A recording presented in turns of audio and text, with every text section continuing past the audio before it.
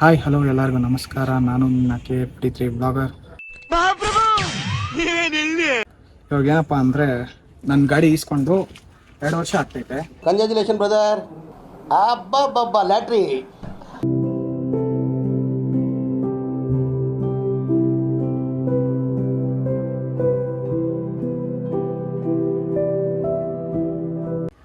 ಎರಡು ವರ್ಷದಲ್ಲಿ ಏನೇನು ಪ್ರಾಬ್ಲಮ್ ಬಂದಿದೆ, ಏನೇನಿದೆ ಎಲ್ಲ ನಿಮ್ಮ ಹತ್ರ ಶೇರ್ ಮಾಡೋಣ ಅಂತ ಹೇಳ್ಬಿಟ್ಟು ಇದೊಂದು ಬ್ಲಾಗ್ ಮಾಡ್ತಾ ಇದ್ದೀನಿ. ಇದು ಆಕ್ಚುಲಿ ಚೆನ್ನಾಗಿರೋದು. ಏನಪ್ಪ ಅಂದರೆ ಇದರಲ್ಲಿ ಮೈಲೇಜ್ ಬಂದ್ಬಿಟ್ಟು ಒಂದು 40 30, ಅವ್ರು ಹೇಳ್ತಾರೆ 45 ಅಂತ. ಆದರೆ ಮೋಸ್ಟ್ ಆಫ್ ಆಲ್ 38-40 ಅಷ್ಟೇ ಲಾಸ್ಟ್ ಕೊಡೋದು. ನಾವು ಓಡಿಸೋದ್ರ ಮೇಲೆ ಡಿಪೆಂಡ್ ಆಗುತ್ತೆ. 42-43 ಓಕೆ, ಲಾಸ್ಟ್ 45 ಅಂತೂ ಕೊಡಲ್ಲ. ಅವ್ರು ಹೇಳೋ ಕಂಪ್ನಿ ಕ್ಲೇಮ್ ಪ್ರಕಾರ 45 ಕೊಡೋಕ್ಕಾಗಲ್ಲ. ಅದು ಈ ಟೈರ್ ಬಗ್ಗೆ ಹೇಳ್ಬೇಕಂದ್ರೆ ಇದು TVS ಯೂರೋ ಗ್ರಿಪ್ತು, ಆದರೆ ಒಳ್ಳೆ ಗ್ರಿಪ್ ಸಿಗುತ್ತೆ. ನಾನು ಓಡಿಸಿರೋ ಪ್ರಕಾರ ಹೇಳ್ಬೇಕಂದ್ರೆ ಒಳ್ಳೆ ಕ್ವಾಲಿಟಿ ಗ್ರಿಪ್ಪು ಚೆನ್ನಾಗಿದೆ. ಮುಂದೆ ಬಂದ್ಬಿಟ್ಟು 90/90, ಹಿಂದೆ ಬಂದ್ಬಿಟ್ಟು 130/70. ನಿಮ್ಮ ಅಮ್ಮನ ಪಿಂಡ ಯಾವ ಬೋಳಿ ಮಗನಿಗೆ ಅರ್ಥವಾಗುತ್ತದೆ. ಏನಂದರೆ ಒಂದು 10,000 ಕಿಲೋಮೀಟ್ರ್ವರೆಗೂ ಮುಂದೆ ಟೈರು ಚೆನ್ನಾಗಿರುತ್ತೆ. 10,000 ಮೇಲೆ ಆಗ್ತಾ ಇದ್ದಂಗೆ ಅದು ಉಜ್ಜೋಗುತ್ತೆ. ಅದಾದಮೇಲೆ ಗಾಡಿ ವಾಬಲ್ ಆಗೋಕ್ಕೆ ಸ್ಟಾರ್ಟ್ ಮಾಡುತ್ತೆ.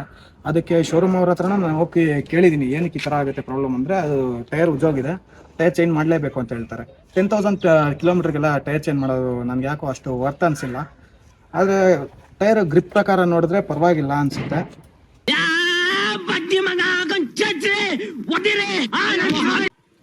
ಮತ್ತು ನೆಕ್ಸ್ಟು ಚೇಂಜ್ ಪ್ಯಾಕೇಜ್ ಬಗ್ಗೆ ಹೇಳಕ್ಕೆ ಬಂದರೆ 15,000 ಕಿಲೋಮೀಟ್ರಿಗೆಲ್ಲ ಒಂದ್ಸತಿ ಚೇಂಜ್ ಮಾಡಬೇಕಾಗುತ್ತೆ ಚೇಂಜ್ ಪ್ಯಾಕೆಟು.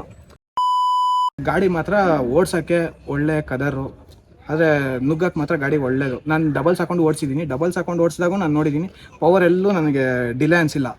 ನಾನು ಡಬಲ್ಸಲ್ಲೇ 138ವರೆಗೂ ಇಡ್ತಿದ್ದೀನಿ ಆರಾಮಾಗಿ. ನಾನು ಫ್ರೆಂಡ್ ಹಾಕೊಂಡೇ ಹೋಗಿರೋದು. ಲಾಂಗ್ ಹೋದಾಗ 138ವರೆಗೂ ಇಡ್ತಿದ್ದೀನಿ. ಅದೇ ಕೂಡ ಗಾಡಿ ಒಂಚೂರು ಲಿಮಿಟರ್ ಹೊಡ್ಕೊಳೋದು ಆ ಥರ ಏನೂ ಪ್ರಾಬ್ಲಮ್ ಬಂದಿಲ್ಲ. ಸ್ಪೋರ್ಟ್ಸ್ ಮೋಡ್ಗೆ ಹಾಕೊಂಡ್ರೆ ಮಾತ್ರ ಚಿಂತೆಯಾಗಿ ಹೋಗುತ್ತೆ ಗಾಡಿ ಮಾತ್ರ. ಈ ಕಿವಿಲಿ ಗುಗ್ಗೆ ಪಗ್ಗೆ ಇದ್ರೆ ನೀಟಾಗಿ ಕೇಳೋದೇ ಇಲ್ಲ. ಏನಂದೆ ಇನ್ನೊಂದ್ಸಲ ಹೇಳಿ. ಸಿಂಗಲ್ ನಾನು ಒಬ್ಬನೇ ಸೋಲೋ ಹೊಡೆಯುವಾಗ 145ವರೆಗೂ ಲಾಸ್ಟ್ ಹೊಡೆದಿದ್ದೀನಿ. 145ವರೆಗೂ ನನಗೇನು ಅಷ್ಟು ಪ್ರಾಬ್ಲಮ್ಸ್ ಇಲ್ಲ, ವಾಬಲು ಆಗಿಲ್ಲ. ಆದರೆ ಏನಂದರೆ ಸಿಂಗಲ್ ಇದ್ದಾಗ ಹ್ಯಾಂಡಲ್ ಮೇಲಿಂದ ಕೈ ಎತ್ತಿದ್ರೆ ಸಾಕು, 100 ಮೇಲೆ ಹೋಗ್ತಾ ಇದ್ರೆ ಸಾಕು ವಾಬಲ್ ಆಗೋಕ್ಕೆ ಸ್ಟಾರ್ಟ್ ಆಗುತ್ತೆ. ನಾನು ಕಣ್ಣೆದ್ರಿಗೆ ಇದ್ರೆ ಶೂಟ್ ಮಾಡಿ ಸಾಯಿಸ್ಬಿಡ್ತೀನಿ. ಇರಿಟೇಷನ್ ಕಟ್ರಿ ಕಳ್ಸಿ ಆಚೆ. ಅದೊಂದು ಪ್ರಾಬ್ಲಮ್ ಇದೆ. ಅದು ಟೈರ್ ಉಜ್ಜೋಗಿರೋದಕ್ಕೆ ಅದಕ್ಕೆ ಅಂತ ಹೇಳ್ತಾರೆ. ಅದೇನೋ ಗೊತ್ತಿಲ್ಲಪ್ಪ. ಎಲ್ಲ ಗಾಡಿಗಳನ್ನು ನಾನು ನೋಡಿದ್ದೀನಿ, ಅದು 20,000 ಕಿಲೋಮೀಟರ್ ಹೊಡಿದ್ರೂ ಟೈರ್ ಉಜ್ಜೋಗಿದ್ರೂ ಆ ಥರ ವಾಬಲ್ ಆಗಿದ್ದು ಯಾವ ಗಾಡಿಲೇ ನೋಡಿಲ್ಲ. ಇದರಲ್ಲಿ ಯಾಕೋ ನನಗೊಂಥರ ಪ್ರಾಬ್ಲಮ್ ಅನಿಸ್ತು. ಅದೊಂದು ಇದೊಂದು ಬದುಕಿ, ಇದೊಂದು ಜನ್ಮವೇ, ಎಂತಹ ದುರ್ವಿಧಿ, ಇದೆಂತಹ ದುರ್ವಿಧಿ. ನೆಕ್ಸ್ಟು ಸರ್ವಿಸಿಗೆ ಬಂದರೆ 2000 ಅವ್ರು 3,000 ಕಿಲೋಮೀಟರ್ ಹೇಳ್ತಾರೆ. ನೀವು ಒಂದು 2,500 ಕಿಲೋಮೀಟ್ರಿಗೆ ಸರ್ವಿಸ್ ಮಾಡಿಸಿದ್ರೆ ಒಳ್ಳೇದು ಅನಿಸುತ್ತೆ ನನಗನ್ಸ್ಕೊಂಡ್ರೆ. ನಾನು 2,500 ಕಿಲೋಮೀಟ್ರಿಗೆ ಸರ್ವಿಸ್ ಮಾಡಿಸೋದು. ಆದರೆ ಶೋರೂಮಲ್ಲಿ ಮಾಡಿಸಿದ್ರೆ ನಿಜ ಹೇಳ್ತೀನಿ, ಅವರು ಸರಿಯಾಗಿ ಕೇರ್ ಮಾಡಲ್ಲ ಗಾಡಿ ಬಗ್ಗೆ. ಹೆಂಗಂದ್ರೆ ಹಂಗೆ ಚೇಂಜ್ ಮಾಡಿಕೊಡ್ತಾರೆ. ನಾವು ಇದನ್ನು ಮಾಡಿರಿ ಅಂದರೆ ಅದನ್ನ ಬಿಟ್ಬಿಟ್ಟು ಇನ್ನು ಮಿಕ್ಕಿದೆಲ್ಲ ಮಾಡಿರ್ತಾರೆ. ಅದೊಂದು ಬೇಜಾರು.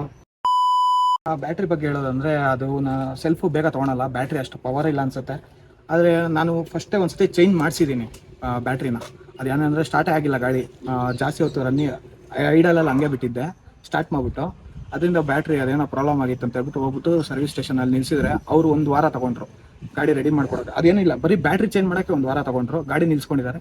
ನಾನು ಹೋಗಿ ಎಷ್ಟು ಸತಿ ದಿನಾಗಲೂ 3 ದಿನಕ್ಕೆ ಒಂದು ಸತಿ ಹೋಗ್ತಾ ಇದ್ದೆ ನಾನು. ಏನಕ್ಕೆ ಸುಮ್ಮನೆ ಹೇಳೋದು, 3 ದಿನಕ್ಕೆ ಒಂದು ಸತಿ ಹೋಗಿ ಕೇಳ್ತಾ ಇದ್ದೆ. 3 ದಿನ ಒಂದು ಸತಿ ಹೋಗಿದಾಗ ಅವರು ಸರ್ ಇನ್ನೂ ಬ್ಯಾಟ್ರಿ ಬಂದಿಲ್ಲ, ಬ್ಯಾಟ್ರಿ ಇನ್ನೂ ಇದು ಡಿಪ್ಲಾಯ್ಮೆಂಟ್ ಆಗಿಲ್ಲ, ಬ್ಯಾಟ್ರಿ ಬಂದಿದ ತಕ್ಷಣ ಚೇಂಜ್ ಮಾಡ್ಕೊಡ್ತೀನಿ ಅಂತ ಹೇಳ್ತಾಯಿದ್ರು. ನಾನು ನೋಡಿದ್ರೆ 1 ವಾರ ಆದಮೇಲೆ ನಾನು ಹೋಗ್ಬಿಟ್ಟು ಅಲ್ಲಿ ಸ್ವಲ್ಪ ಜಗಳ ಮಾಡಿದ್ದಕ್ಕೆ ಅವರು ಹೊಸ ಬ್ಯಾಟ್ರಿ ತರಿಸ್ಬಿಟ್ಟು ಹೊಸ ಚೇಂಜ್ ಮಾಡಿಕೊಟ್ರು ನನ್ನ ಮುಂದೆನೇ. ನಾನು ಶೋರೂಮ್ಗೆಲ್ಲ ಸರ್ವಿಸಿಗೆ ಬಿಟ್ಟಾಗಿಂದ ಪ್ರಾಪರ್ ರೆಸ್ಪಾನ್ಸ್ ಇಲ್ಲ ಅವ್ರ ಕಡೆಯಿಂದ. ಏನೋ ಒಂದು ಹೇಳಿದ್ರೂ ಅವರು ಮಾಡ್ತೀನಿ ಅಂತಾರೆ, ಮಾಡೋದಂತ ನಾನು ನೋಡೇ ಇಲ್ಲ. ನಾನು ಹೇಳ್ಬೇಕಂದ್ರೆ ಏನೋ ಪ್ರಾಬ್ಲಮ್ ಆದರೆ ನಾನು ಸರ್ವಿಸ್ ಸೆಂಟ್ರ್ಗಿಂತ ನೀವು ಆಚೆ ಹೋಗಿ ಮಾಡಿಸ್ಕೊಳೋದೇ ಇನ್ನೂ ಒಳ್ಳೇದಂತ. ಯಾಕಂದರೆ ಅಲ್ಲಂದರೆ ನಿಮ್ಮ ಕಣ್ಣು ಮುಂದೆನೇ ಎಲ್ಲ ಓಪನ್ ಮಾಡಿ ಕ್ಲೀನಿಗೆ ನಿಮ್ಮ ಮುಂದೆ ಏನು ಪ್ರಾಬ್ಲಮ್ ಇದೆ ಎಲ್ಲ ಅವರೇ ನಿಮಗೆ ತೋರಿಸ್ತಾರೆ. ಸರ್ವಿಸ್ ಸೆಂಟ್ರಲ್ಲಿ ನಿಮ್ಗೆ ಹಂಗೆ ಒಳಗಡೆ ಹೋಗಿ ನಾವು ವೀಡಿಯೋ ಮಾಡ್ತೀನಿ ಅಂದ್ರೆ ಬಿಡಲ್ಲ. ಯಾಕಂದರೆ ಅವರು ಸರ್ ಅದೆಲ್ಲ ಪ್ರೊವೈಡ್ ಇಲ್ಲ ನಮ್ಮ ಕಂಪ್ನಿಯಿಂದ ಅಂತ ಹೇಳ್ತಾರೆ. ನಾನು ಏನು ಕೇಳಿಲ್ಲಪ್ಪ.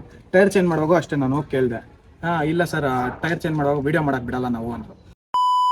ಇವಾಗ ಏನಂದರೆ ಟೈರ್ ಚೇಂಜ್ ಮಾಡ್ಸೋಕ್ಕಂತ ಹೋಗ್ತಾಯಿದ್ರು. ಇಲ್ಲೇ ನಾವು ಪೆಟ್ರೋಲ್ ಬಂಕಲ್ಲೇ ಚೇಂಜ್ ಮಾಡಿಸೋಣ ಅಂತ ಹೇಳಿದ್ರು ಎಲ್ಲರೂ.